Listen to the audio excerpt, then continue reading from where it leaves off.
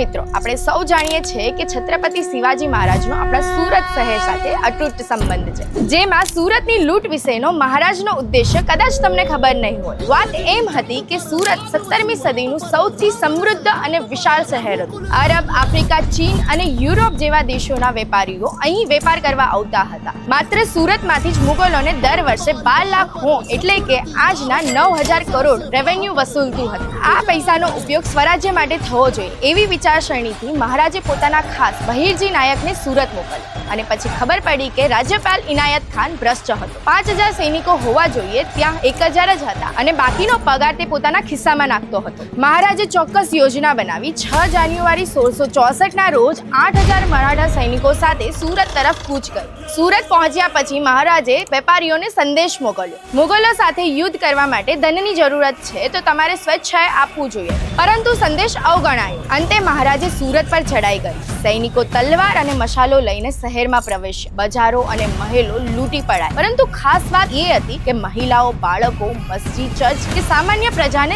જરા પણ નુકસાન ન થયું હતું, જેમાં ફક્ત સોનું, ચાંદી, હીરા, મોતી અને જવેરાત જ જપ્ત કરાયા હતા. આ લૂંટમાં લગભગ 3,000 કાસડીઓ ભરીને કરોડોનું ધન અને સેંકડો ઘોડા લૂંટાયા, પરંતુ પ્રજા અને ગરીબોની સુરક્ષા જળવાઈ રહે તે મહારાજના સખત આદેશનું સૈનિકોએ ખાસ પાલન કર્યું. આ ધનનો ઉપયોગ મહારાજે પોતાના વૈભવ માટે નહીં, પરંતુ હિન્દવી સ્વરાજ્યના નિર્માણ, સૈનિકોની મજબૂતી અને પ્રજાના રક્ષણ માટે કર્યું. આ રીતે સુરતની લૂંટ મુગલ સામ્રાજ્યને નબળું પાડતી સાબિત થઈ અને સ્વરાજ્યના મજબૂત આધારસ્તંભોમાંની એક બની.